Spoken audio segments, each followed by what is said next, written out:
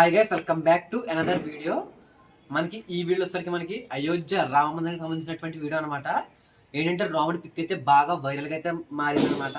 ఈ పిక్ చాలా మంది వాట్సాప్ స్టేటస్లో కానీ వాట్సాప్లో షేర్ చేస్తారు, ఇన్స్టా, ట్విట్టర్ మొత్తం చాలా వైరల్గా అయితే మారింది. అసలు ఈ విగ్రహంలో ఏమన్నా విశిష్టత ఉందా లేదా అనేది అయితే వీడియో మాట్లాడుకుందాం. అసలు ఈ శిల్పి చెక్కింది ఎవరు అనేది డీటెయిల్గా మాట్లాడుకుందాం. వీడియోకి లైక్ చేసి ఛానల్ సబ్స్క్రైబ్ చేసుకోండి.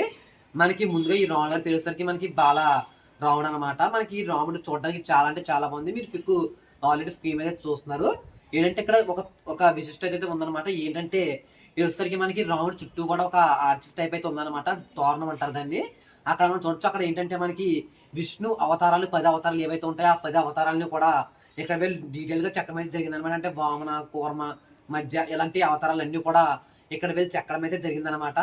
ఇంకా దీన్ని ఎవరైతే ఇలా రూపొందించారనే విషయానికి వచ్చినట్లయితే మనకి కర్ణాటకకి చెందినటువంటి అరుణ్ యోగిరాజ్ అని చెప్పేసి ఒక వ్యక్తి అనమాట. ఈ వ్యక్తి అయితే మనకి రావణ వారి విగ్రహం అయితే చెక్కడం అయితే జరిగింది. తన ప్రొఫెషన్ వచ్చేసరికి మనకి విగ్రహాలు చెక్కడమే శిల్పి. కాకపోతే తన ఎడ్యుకేషన్ వచ్చేసరికి మనకి సాఫ్ట్వేర్ ఇంజనీర్ అంట. ఏంటంటే తనకి తన ఫాదర్, తన గ్రాండ్ ఫాదర్ అందరూ కూడా విగ్రహాలు చెక్కడంతో తనకు కూడా విగ్రహాలు చెక్కడంపై ఇంట్రెస్ట్ వచ్చి మనకి తను ఏంటంటే విగ్రహాలు చెక్కడం స్టార్ట్ చేశాడు అనమాట.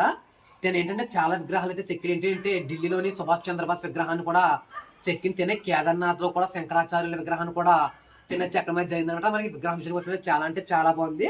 కానీ ఇంకో దీంట్లో ఒక గొప్ప విషయం ఏంటంటే విగ్రహం చెక్కడానికి దాదాపు 6 నెలలు అయితే కష్టపడ్డాడంట. ఆ 6 నెలలు కూడా అసలు ఇంట్లో వాళ్ళతో కానీ అసలు బయట వాళ్ళతో కానీ ఎవరితో మాట్లాడకుండా అంటే మౌనవ్రతం చేస్తూ విగ్రహాన్ని అయితే చెక్కాడంట. ఫోన్ కూడా యూజ్ చేయలేదంట.